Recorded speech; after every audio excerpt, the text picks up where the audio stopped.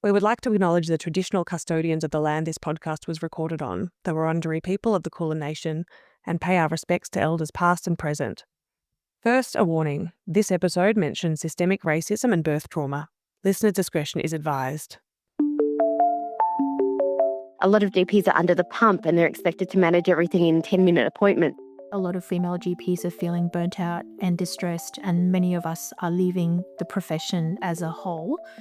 First Nations women often experience cultural insensitivity in healthcare. Doctors are still being trained in a society that doesn't value women's voices. And so that's not something that can be solved by universities or public teaching hospitals alone. You can speak up, self-advocate, be the squeaky wheel. But when the whole system's broken, it can sometimes feel like that wheel is stuck spinning in mud. So today we're flipping the focus from what patients can do to self-advocate in a broken system to how to fix the whole damn thing. From what med students are taught and what they're not, to how we fund our GPs, it's all ready for a long overdue overhaul. How people experience pain differently, how they respond to different treatments, that's not necessarily properly reflected in how we train our doctors. Would be to have training for doctors, surgeons, medical specialists, to have awareness of their own biases and the biases that exist within our society. That might sound like a lot of ground to cover, because it is. So let's start somewhere simple, with a story most patients will relate to. The really sad thing when you are mistreated by the medical system, or even not mistreated, but just not given enough time or enough care, I think that's probably a more accurate way of presenting it, because there are many well-meaning doctors and medical specialists who perhaps haven't had the training or had too narrow a view and they cannot help you. They told us, sweetheart, it's all in your head. Just a womb on the move, the man once said. Time moved on, but a shadow remained. Our pain ignored, she's emotional again. Brushed off, blamed, in creeps self-doubt. Meet KZ Barton, a Melbourne-based author and teacher. I have a range of conditions, including endometriosis, adenomyosis, Ehlers-Danlos syndrome, and POTS, which stands for Postural Orthostatic Tachycardia syndrome. All of KZ's conditions are invisible. All of them impact women more than men. All of them generally take many years to diagnose, as KZ learned firsthand. I sat down with KZ to hear how impossible it felt to get her diagnoses and what she thinks needs to change. There was about a year where I was pretty much bedridden. I was extremely ill. I kept having strange injuries and bouts of dizziness and just all these different symptoms that made participating in life normally extremely difficult. Her symptoms started when she was a teenager.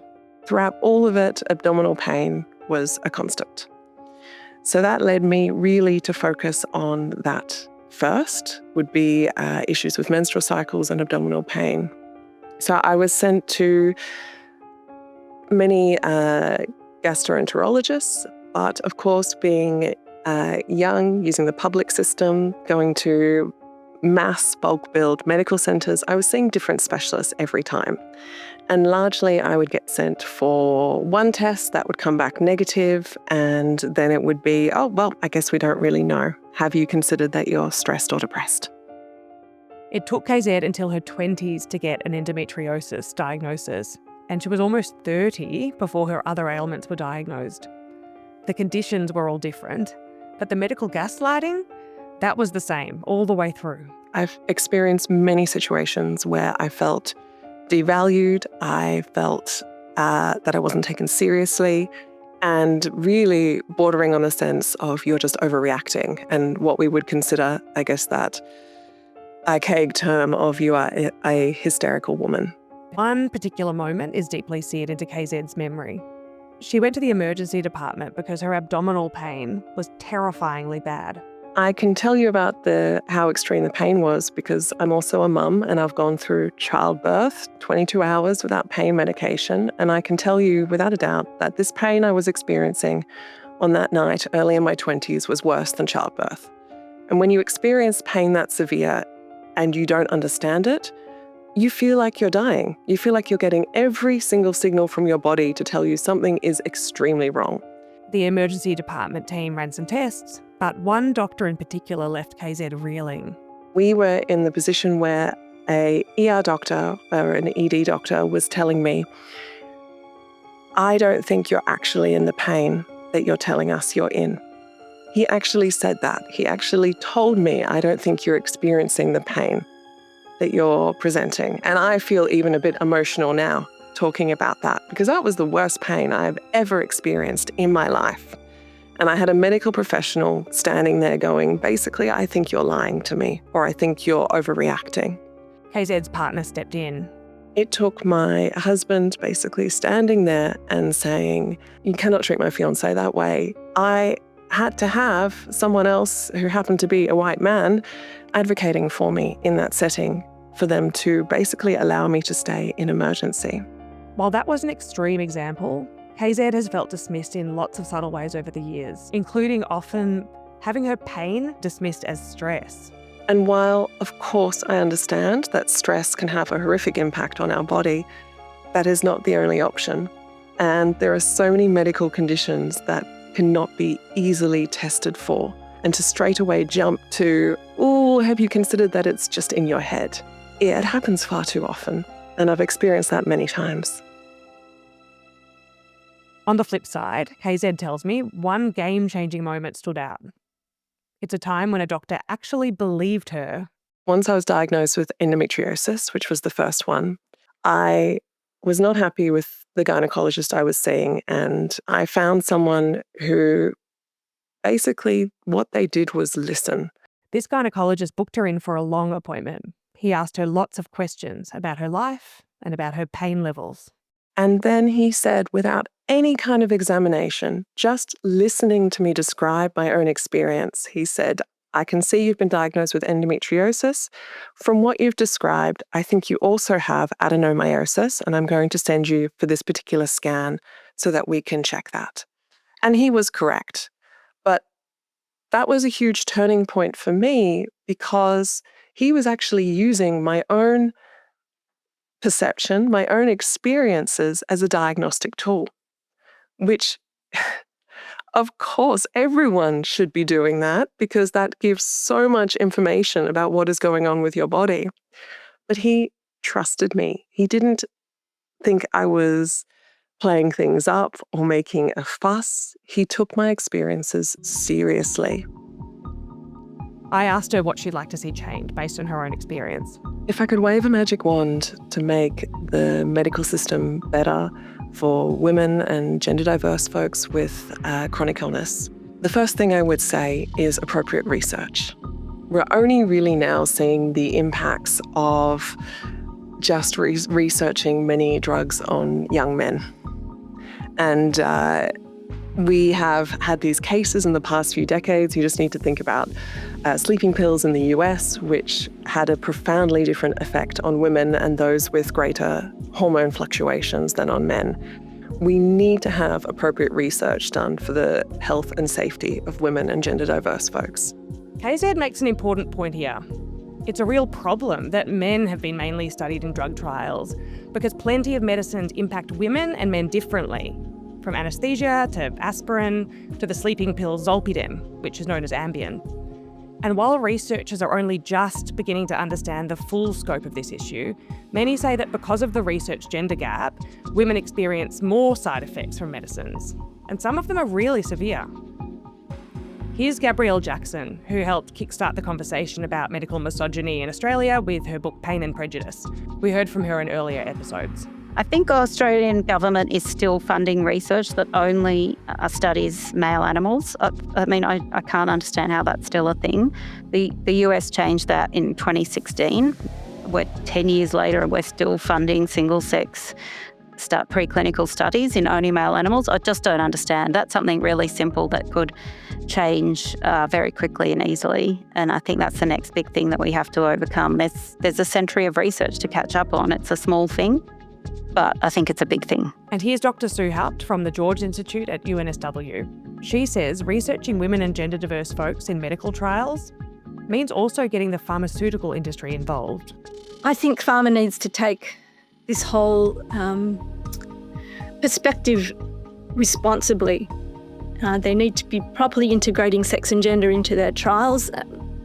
They need to be inclusive, and countries like Canada have already gone on to the next level. So it's not just sex and gender, it's also minority groups and also considering intersectionalities.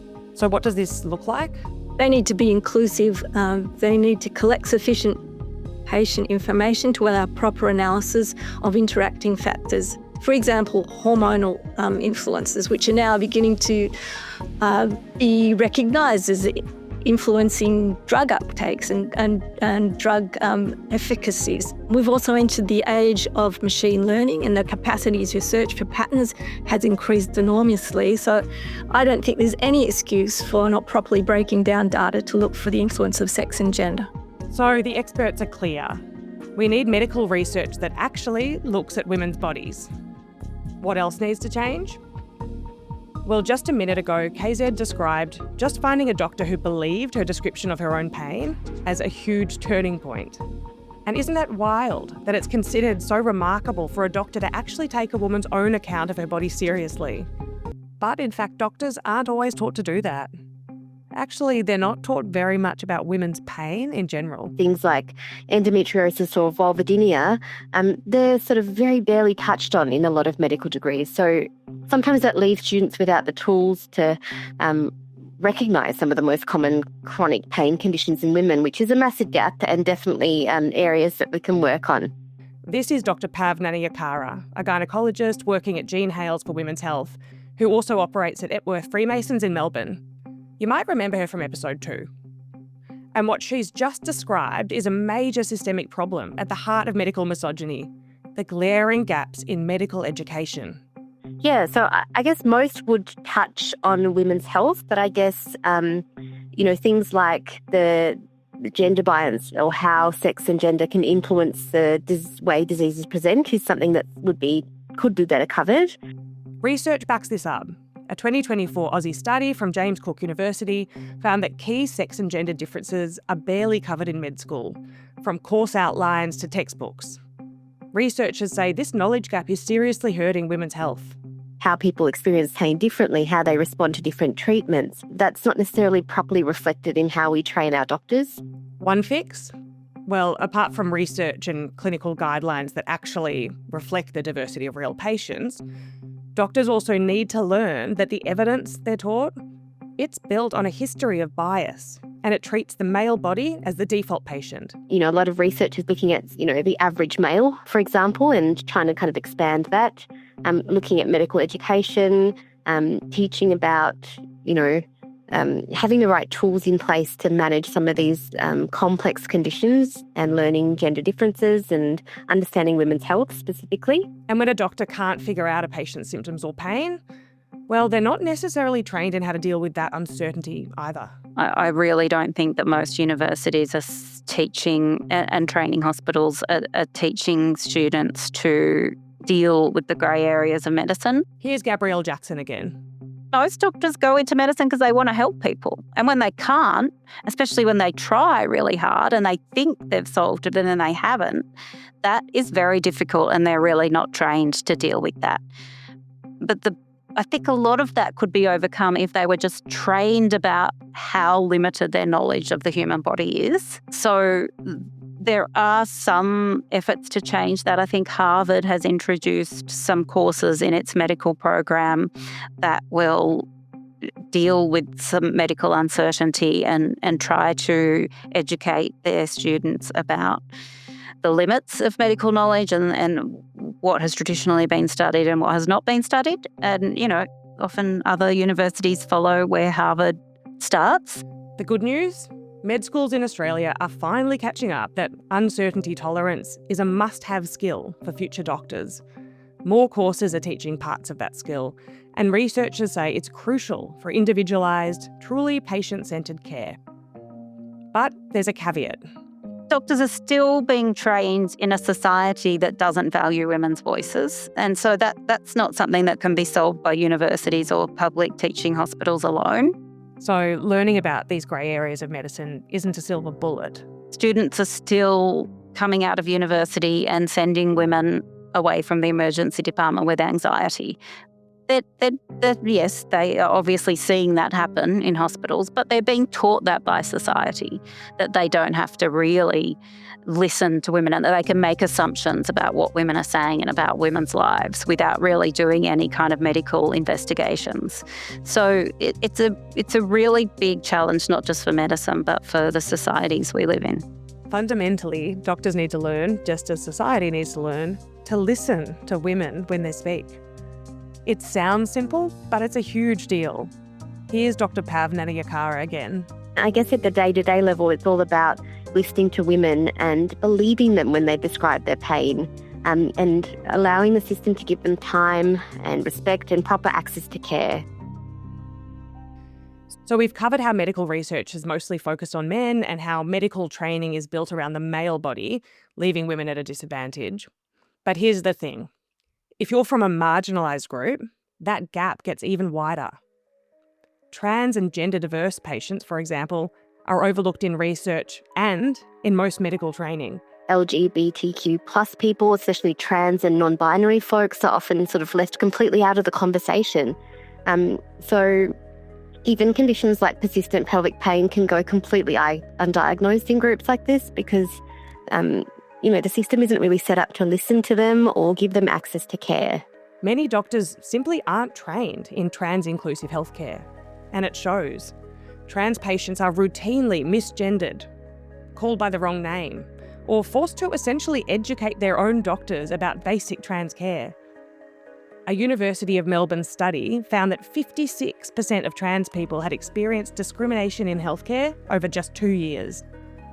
The impact? Many delay or avoid care altogether, fearing stigma more than illness. In a national survey, trans patients said better healthcare provider education was their top priority. The message is clear. Medical training has to catch up. While we're talking about bias, discrimination, and gaps in medical training, there's something else we need to talk about. When it comes to healthcare, women from culturally and linguistically diverse backgrounds are often hit with a double dose of bias. And First Nations women, they're among the most impacted, sometimes with tragic, even fatal consequences. Wiradjuri woman Naomi Williams is one tragic example. She was 6 months pregnant when she drove to Tumut Hospital in New South Wales in 2015. Naomi was 27, and this was her 18th visit to the hospital in 8 months. She'd been suffering symptoms including nausea, vomiting, abdominal pain, and dehydration. And when Naomi Williams turned up at the hospital this last time, she was given 2 Panadol. She was monitored for just over half an hour. She wasn't referred to any specialists. Then she was sent home. And she died less than 15 hours later from meningococcal septicemia. There was an inquest. A coroner found that racial bias had contributed to Naomi Williams' death. The inquest heard that at the hospital, nurses assumed she was drug-seeking and lying about her level of pain. It also heard that before her death, Naomi had told her loved ones that she didn't want to go to hospital because, she said, they treated me like a junkie. Systemic racism is a real threat for First Nations people navigating the healthcare system. A 2018 survey found that 86% of Aboriginal and Torres Strait Islander people in Victoria had faced racism in mainstream healthcare. And for First Nations women, the barriers are doubled, with both racism and sexism stacked against them. Incredibly major health disparities between Aboriginal and Torres Strait Islander women and non-Indigenous women on pretty much every indicator or health outcome that you can look at. Introducing Cath Chamberlain. She's a professor of Indigenous health at the Melbourne School of Population and Global Health at the University of Melbourne. Disparities of health and wellbeing are just an absolute disgrace, and governments in authentic partnerships with community really need to be taking responsibility for addressing this, what is a real crisis. Professor Chamberlain is descended from the Trawlwell Way people of Tasmania. She's also a registered midwife And she sits on the National Women's Health Advisory Council, set up by Australia's Labor federal government in 2023. So with a average life expectancy around 10 years less than non-Indigenous people, Aboriginal and Torres Strait Islander women experience much higher rates of all the major diseases that cause death and disability, including diabetes, tobacco-related diseases and cancers. There's also, a huge issue of removal of children, both forced removal historically, which has led to, high cycles of intergenerational trauma and an ongoing and increasing number of children being removed. While First Nations women living in remote areas often need to travel long distances for treatment. A lot of the programs, the travel support programs, don't allow a support person to come with them, so it can be really scary and intimidating. And yes, for travelling for shorter times, like for dialysis and other sorts of specialist medical treatment that might not be available in a community that you need to travel to a larger community or a regional centre for, that can be an enormous barrier. There's the whole issues with providers that people might not feel comfortable with. There's the whole issue of having to leave people at home that might need care and support. It's incredibly challenging for people in remote areas to access the care they need. So what's needed to turn this around? And of course, we need to ensure that health issues are adequately funded, as the current data shows that relative to need, Aboriginal and Torres Strait Islander people receive less funding than non-Indigenous people. Another crucial step? Better training in cultural safety. That means creating healthcare spaces where Indigenous people feel genuinely respected, valued and safe. Spaces where they can get care without fear or judgment. Here's Professor Cath Chamberlain. There needs to be a really big focus on cultural safety in healthcare. So we know that for many Aboriginal and Torres Strait Islander women, they experience care as unsafe. That's including and particularly in maternity care, which means they're less likely to access the healthcare they need, and when they do access it, they're less likely to receive appropriate care for the same quality of Indigenous people. And this is across the board with healthcare for cancer and chronic disease. Cultural safety training also involves actively addressing power imbalances, unconscious biases, and systemic racism within healthcare systems and practice. It's critical that cultural safety education and training and understanding is right through the system, so for doctors and nurses and midwives and other healthcare professionals, that it's embedded in the curriculum and training right at university level, and then again with ongoing training in the healthcare sector. So definitely the training and ongoing awareness and understanding is essential to improving cultural safety. Professor Chamberlain points to some hopeful signs of change, like the proposed reforms recommended by the Productivity Commission after it recently reviewed Australia's Closing the Gap agreement. The Commission's report, published last year, highlighted serious gaps in government action and called for major changes to meet the Closing the Gap initiative goals with 4 key priority reforms. One of those was strengthening the community-controlled sector. I think one of the things that's really making a big difference that we need to be supporting more is the community-led approaches and systems. So Aboriginal community-controlled organisations are really critical and central to this. These organisations are sometimes known by their acronym, ACCHOs. ACCHOs remain really underfunded despite evidence that they lead to better health outcomes like reduced hospitalisation rates, better chronic disease management, and more positive mental health outcomes. They provide exemplary sort of model of holistic care that's consistent with holistic Aboriginal and Torres Strait Islander views of health and social emotional wellbeing in a way that's culturally safe and tailored to the needs of the local community. So that's really important to be having that care. More funding and support of Indigenous health organisations and Indigenous women leaders would also help. We already have many incredible Aboriginal and Torres Strait Islander women leaders that are driving healthcare reform and improvement. So we need to continue that. It's really important that we have Aboriginal and Torres Strait Islander women included in the first place and involved in all aspects of decision making about how care and services are provided. The priority reforms are not yet implemented in practice. And so these are major shifts that will take time. We do need to be committed to that vision, as everyone knows that you see better outcomes when those affected by the decisions are actively involved in finding the solutions. But Professor Chamberlain notes that this sector can't do all the heavy lifting. There's also a really important role for mainstream healthcare services, but ADJOs still play an important role with mainstream healthcare services because they can demonstrate the leadership about how to provide effective care for Aboriginal and Torres Strait Islander women and provide that kind of model and guidance and support for mainstream services to really improve access and improve the cultural safety and appropriateness of their care. Now, we're talking today about the big picture stuff that needs to change to tackle medical misogyny. Because advocating for yourself as a patient can only get you so far when the system's stacked against you. And we've talked about fixing the gender gap in research and improving medical training. But there's another biggie we need to tackle, an elephant in the doctor's waiting room, if you will. And it's something KZ touched on earlier when she talked about doctors not seeming to have enough time to give enough care. It took her years to find a doctor who slowed down, listened, and connected all the dots. Being young, using the public system, going to mass bulk build medical centres, I was seeing different specialists every time. And that is such a common experience. The Australian Government Survey on Gender Bias in Healthcare, which was published in 2024, mentioned that women had the most positive healthcare experiences when their doctors took time to discuss options and ask questions. And those things are all key parts of trauma-informed care and culturally safe care. But here's the catch. Our current system is set up for rushed 15-minute GP appointments, not in-depth investigations.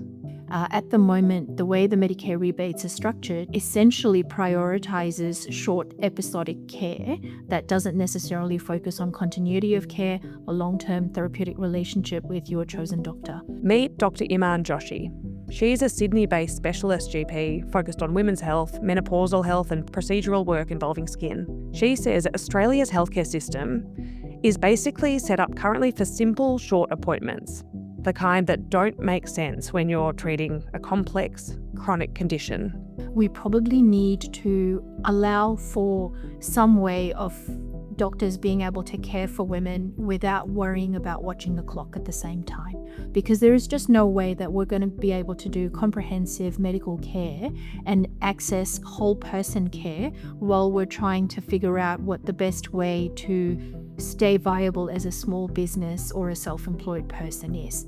And this rushed model of care disadvantages some more than others. It would end up being Aboriginal and Indigenous women. It would be women with disabilities, women with mental health problems, for example, or chronic complex care needs, including other disabilities, as well as women, obviously, who are from migrant backgrounds, who may not speak English, who may have communication difficulties, as well as refugees and people who aren't yet able to access effective healthcare because of finances.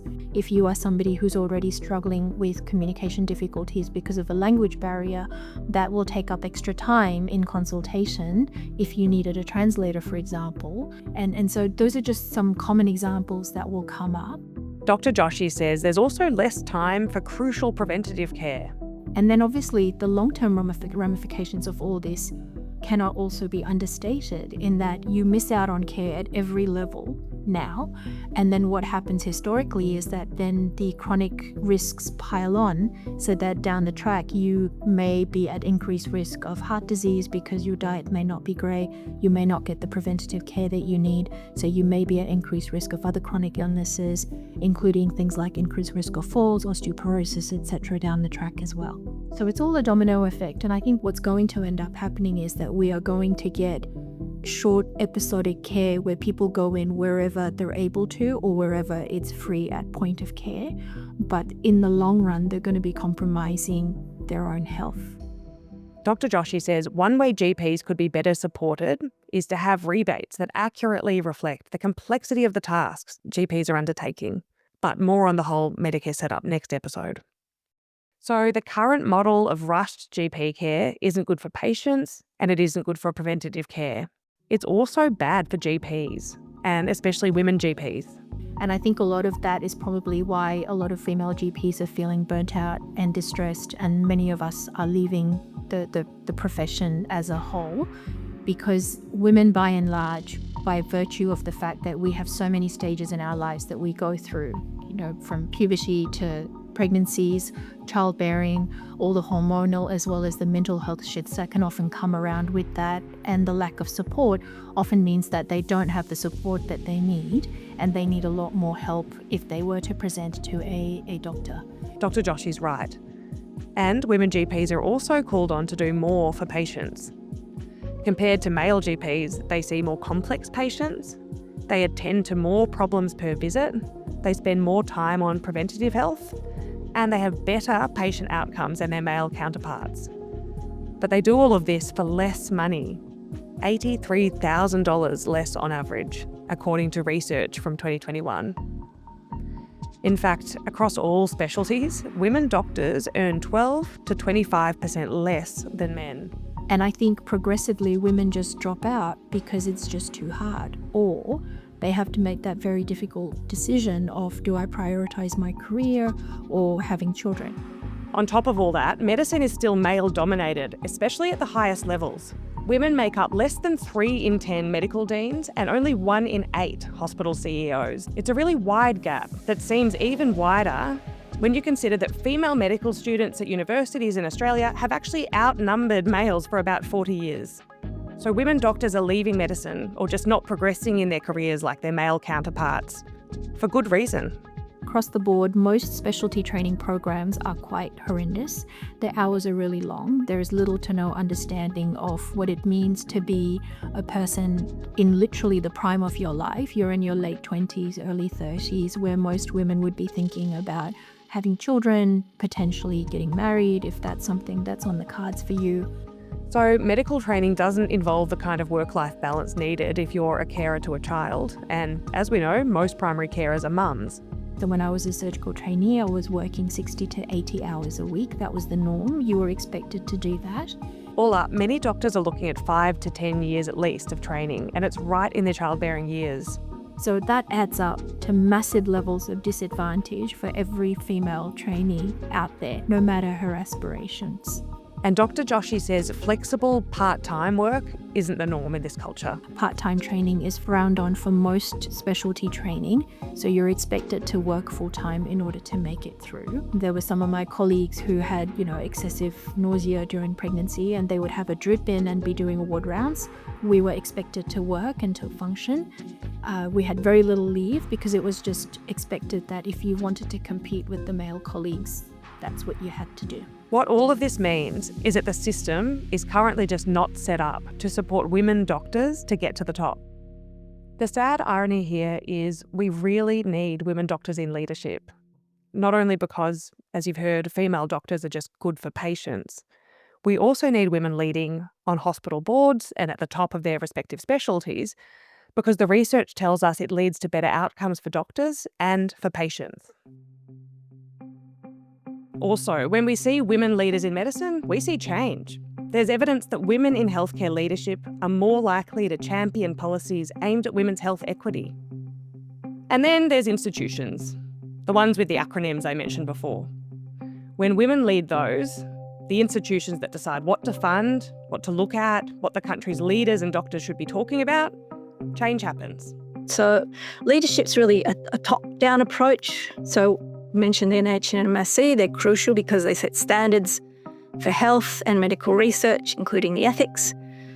We need leadership from the institutions. Here's Dr. Sue Haupt from the George Institute at UNSW. You might remember her from episode 1. We need a change in culture about the way sex and gender are considered, and we need that to be supported from the top level so that when changes occur at the bottom are actually reaching something fundamental in the way that things are considered.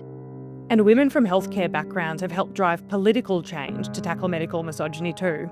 Gabrielle Jackson points to Labor MP Jed Carney. She's the one who announced and chaired the National Women's Health Advisory Council in 2022. The whole council is aimed at tackling medical misogyny within Australia's healthcare systems. Well, I think having a nurse in that role is kind of game-changing, a female nurse, someone who understands it and who is so willing to learn. So she's made some really amazing changes. With Jed Carney as Assistant Minister for Health, Labor's Albanese government announced a suite of changes to support women's health. They included Australia's first endometriosis and pelvic pain clinics, which are rolling out now across all states and territories. The pelvic pain, menopause clinics that are opening around Australia are huge advancements. So today we've come away with a laundry list of structural or systemic solutions to tackling medical misogyny. Here's your 1-minute recap. Firstly, pharmaceutical companies and researchers need to be studying women and looking at sex and gender in all studies. It's time to stop treating male bodies as the norm, because we know that doesn't work for women patients. Secondly, medical schools need to better teach med students about women's health and women's pain. Thirdly, we urgently need more training for healthcare professionals around trans and gender diverse sensitive healthcare. Healthcare also needs to address racial bias. That includes widespread training on cultural safety and better funding of Aboriginal community-controlled health organisations. Also, GPs need to be better supported so they have time to attend to chronic or complex health issues. And speaking of supporting doctors, women doctors could be better supported to stay in the workforce, including better support to become leaders in decision-making roles. And that means fixing the gender pay gap in medicine and supporting women doctors to balance their work with caregiving responsibilities. And finally, there's this suggestion from KZ. Mandatory bias training for all doctors. In terms of changes that could really begin right now on the ground to make the experience better, would be to have training for doctors, surgeons, medical specialists, to have awareness of their own biases and the biases that exist within our society. Because too often I've experienced a level of arrogance from medical specialists where they think that they are above all those aspects. But when you have awareness of it, you can address it. And if that means that an emergency room doctor who is saying to a young woman, "I don't think you're actually in pain," if they question themselves and say, could bias be at play here? If this was a young man, would I be saying the same thing? So training and awareness around that, I think, could make, if not a huge difference, some at least small steps to improving the experience of women and gender diverse folks in the medical system. I'm Grace Jennings-Edquist. Thank you for joining me on episode 3 of Beyond Hysterical, and thanks to my guests today, Professor Cath Chamberlain, Dr. Mel Jackson, Dr. Iman Joshi, Dr. Pavnani Yakara, and KZ Barton. Next episode, we look at why it's so expensive to access healthcare, particularly in a cost of living crisis, and we'll dive into even more solutions. We'll unpack the hidden costs of being unwell as a woman or gender diverse person, from income loss to skyrocketing specialist fees. And we'll ask, why does Medicare still leave so many of us behind? Beyond Hysterical is created by me, Grace Jennings-Edquist. I'm also the executive producer. Sally Spicer is our senior producer and Michael Joyner is our audio editor. Don't forget to follow the show on Instagram at Beyond Hysterical. Beyond Hysterical shares the opinions of individuals and provides information for educational purposes only. It should not be relied upon for health or medical advice and is not a substitute for professional health advice. They told us, sweetheart, it's all in your head. Just a womb on the move, the man once said. Time moved on, but a shadow remained. Our pain ignored, she's emotional again. Brushed off, blamed, in creeps self-doubt.